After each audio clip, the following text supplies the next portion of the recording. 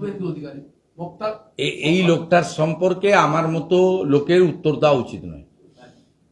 প্রথম কথা হচ্ছে এই লোকটা আগে কোন রাজনীতি করত, এই লোকটা কি করেছে আমাকে বলতে হয়নি তো, আরাবুল ইসলাম গতকাল বলেছে যে মমতা ব্যানার্জিকে জীবনতলাতে ওর সার্টিফিকেট ওর বন্ধু প্রাক্তন বন্ধু আরাবুল ইসলাম দিয়েছে। এ সম্পর্কে না বলাই ভালো। এই লোকটাকে কেন সিবিআই ছেড়ে রেখেছে সেটাই আমার প্রশ্ন। পোস্টপোল ভায়োলেন্সে এই লোকটার নাম কলকাতা হাইকোর্টে এনএইচআরসি যে 19 জন গুন্ডার নাম দিয়েছিল, রেজিস্টার্ড গুন্ডা, তার মধ্যে শকত মোল্লা 1 নম্বর। 19 জন রেজিস্টার্ড গুন্ডার নাম ভারতের ন্যাশনাল হিউম্যান রাইটস কমিশন দিয়েছিল জাস্টিস বিন্দালের নেতৃত্বে। যে 5 ম্যান জাজ হয়েছিল তারা বলেছিলেন ফ্যাক্ট ফাইন্ডিং করে দিতে এনএইচআরসির 5 ম্যান টিমকে। এই লোকটার সম্পর্কে আমার মতো লোকের উত্তর দেওয়া উচিত নয়। প্রথম কথা হচ্ছে এই লোকটা আগে কোন রাজনীতি করত, এই লোকটা কি করেছে আমাকে বলতে হয়নি তো, আরাবুল ইসলাম গতকাল বলেছে যে মমতা ব্যানার্জিকে করতে গেছিল। ওর সার্টিফিকেট ওর বন্ধু প্রাক্তন বন্ধু আরাবুল ইসলাম দিয়েছে। এ সম্পর্কে না বলাই ভালো। এই লোকটাকে কেন সিবিআই ছেড়ে রেখেছে সেটাই আমার প্রশ্ন। পোস্টপোল ভায়োলেন্সে এই লোকটার নাম কলকাতা হাইকোর্টে এনএইচআরসি যে 19 জন গুন্ডার নাম দিয়েছিল, রেজিস্টার্ড গুন্ডা, তার মধ্যে শকত মোল্লা 1 নম্বর। 19 জন রেজিস্টার্ড গুন্ডার নাম ভারতের ন্যাশনাল হিউম্যান রাইটস কমিশন দিয়েছিল জাস্টিস বিন্দালের নেতৃত্বে। যে 5 ম্যান জাজ হয়েছিল তারা বলেছিলেন ফ্যাক্ট ফাইন্ডিং করে দিতে এনএইচআরসির 5 ম্যান টিমকে। সেই টিম ইউনানিমাসলি যে 19টা নাম দিয়েছিল তার মধ্যে শকত মোল্লা হচ্ছে ওয়ান অফ দেম।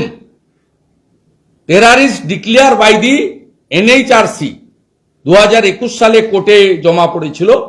এর সার্টিফিকেট তো এনএইচআরসি দিয়েছে, আমাকে কেন ওর সম্পর্কে সময় নষ্ট করতে হবে? ফার্স্ট।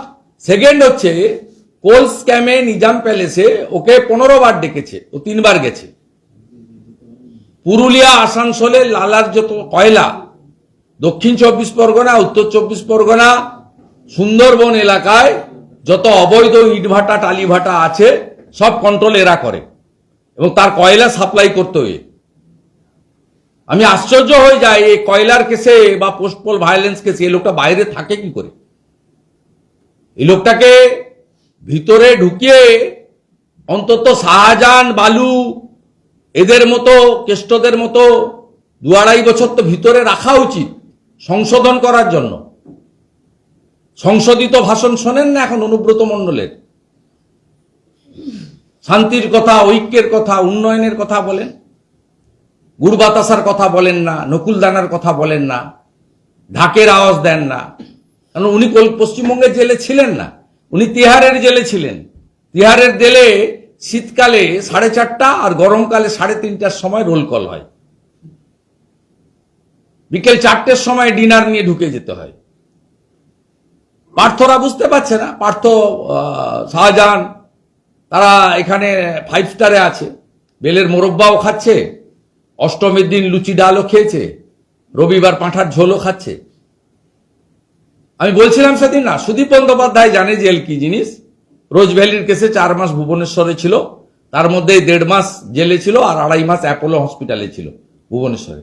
ওই 1.5 মাসে ওর হালুয়া টাইট হয়ে গেছে। ওই জন্য দেখবেন কথাবার্তায় অত্যন্ত মিষ্টতা, ভদ্রতা, শালীনতা আছে। কেস অনুব্রতর তাই হয়েছে, এরা সব পার পেয়ে যাচ্ছে। এই জন্য আমি বলি পশ্চিমবাংলার 21 সালের পরে যত মামলা হয়েছে, পোস্টপোল ভায়োলেন্স হোক এবং করাপশনের মামলা হোক, সব মামলা পশ্চিমবঙ্গের বাইরে ট্রান্সফার করা উচিত। তাহলে সংশোধনাগার তো আজীবন কেউ ছাড়া যাবজ্জীবন হয়। অন্য যে করাপশনের কেস বা অন্য কেসে 7 বছর 10 বছর এগুলো হয় এবং সেখানে প্রাথমিকভাবে 1.5-2 বছর থাকার পরে আপিল করলে কোর্ট একটা ইন্টারিম বেল গ্র্যান্ট করে। সেক্ষেত্রে এরা যে আপনি অনুব্রত এবং সুদীপ বন্দ্যোপাধ্যায়ের যে সংশোধনাগারে গিয়ে সংশোধিত হওয়াটা দেখছেন, আর এখানকার জেলে যারা থাকে তাদের সংশোধন দেখতে পাবেন না। যেমন বাকিবুর রহমান এখন লন্ডন যেতে চাইছে, রেশন কেলেঙ্কারির যিনি কিংপিন, লন্ডনে যেতে চাইছেন। এতে সবাই দুবাই, লন্ডন, সিঙ্গাপুর, বড় বড় ব্যাপার। মুখ্যমন্ত্রীর বাড়ির লোকরা যেমন 11 সালের আগে কেউ বিদেশে যেতেন না, এখন সব বিদেশে যান। চোখ দেখাতে গেলেও হপকন্সে যান, 1 কোটি টাকা নিচে জমা দিতে হয়, দিয়ে তারপরে হসপিটালে ঢুকতে হয়। This is the ground reality of West Bengal. অনেক মানুষ বলেন কেন্দ্র কি করছে? কেন্দ্র ল অ্যান্ড অর্ডার কেন্দ্রকে দিয়ে যায়নি সংবিধান। Law and order exclusively state subject, এবং এখানে সিবিআই বা অন্য ইনভেস্টিগেশন করতে গেলে কোর্টের থ্রু করতে হয়, স্টেট গভর্নমেন্ট কাজ করতে দেয় না। যতগুলো সিট কলকাতা হাইকোর্ট করেছে, দাড়িভিটের ঘটনা হোক, কালিয়াগঞ্জের ঘটনা হোক, সিটকে প্রপার লজিস্টিক সাপোর্ট দেয়নি। আমার কাছ থেকে জানতে হবে না, আপনি মাননীয় পঙ্কজবাবু মারা গেছে, তিনি বলেছেন অনেকবার, উপেন বিশ্বাস আছেন, উপেন বিশ্বাসের কাছ থেকে জানবেন যে কোর্ট থেকে তৈরি করা সিটকে রাজ্য সরকার কোনো অ্যাসিস্ট্যান্স, লজিস্টিক সাপোর্ট, অ্যাকোমোডেশন, কোনো অ্যাসিস্ট্যান্স দেয়নি। অতএব পশ্চিমবাংলার মানুষ চাইছেন এক্ষুনি এরা চলে যাক, কিন্তু এভাবে হয় না।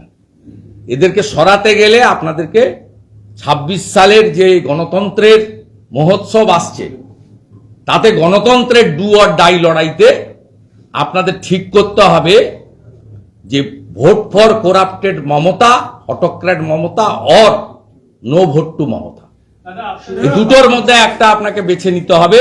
এবং আমরা আবারও বলি, যারা ভোট কাটছেন লেফটের লোকেরা বা অন্য যারা, তারা আগে গিয়ে জনগণকে বলুন যে নো ভোট টু মমতা। আপনারা আগে গিয়ে বলছেন no vote to Modi, no vote to BJP. আপনাদের উদ্দেশ্য নষ্ট হচ্ছে। আপনারা একদিকে বলছেন আমরা অত্যাচারিত, অন্যদিকে জ্যোতিবাবুর সংগ্রহশালা উদ্বোধনে মমতা ব্যানার্জিকে ডাকছেন, আর তিনি তাচ্ছিল্যের সঙ্গে বিমানবাবুর আমন্ত্রণ প্রত্যাখ্যান করছেন। এটা এখনো যে 2-4 জন সিপিএম এর কমরেড ঘুরে বেড়াচ্ছেন নিচের তলায়, জবাব চাই, জবাব দাও, চোর ধরো, জেল ভরো, তাদেরকে বলি আপনাদের উপরে পুরো কমপ্লিট সেটিং আছে। সেটিং আমাদের সঙ্গে নেই। বাংলার 2,33,27,000 মানুষ আমাদের ভোট দিয়েছে। অ্যাপ্রক্স 40% ভোটার বিজেপির ভোট ব্যাংক তৈরি হয়েছে। We need only 5% Hindu vote. বাকি হিন্দুরা বাড়ি থেকে বেরিয়ে এসে ভোটিং করুন। অন্য দলকে যে হিন্দুরা ভোট দিচ্ছেন, আমাদের ভোট দিন।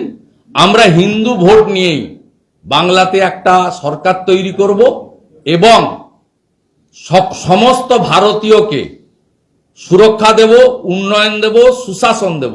সে ভারতীয়দের মধ্যে হিন্দুও থাকবে, মুসলিমও থাকবে, শিখও থাকবে, খ্রিস্টানও থাকবে, জৈনও থাকবে, বুদ্ধিস্টও থাকবে, কোনো সমস্যা নেই। আমরা ধর্মীয় কারণে উৎপীড়িত হওয়া হিন্দুদেরকে শরণার্থী হিসেবে আশ্রয় দেব, বুদ্ধিস্টদেরকে, আর অনুপ্রবেশকারীদেরকে চুলের মুঠি ধরে ভাগাবো। অনুপ্রবেশকারী আর শরণার্থী এক নয়। অনুপ্রবেশকারী মুসলমান আর ভারতীয় মুসলমান এক নয়। গুলিয়ে ফেলবেন না।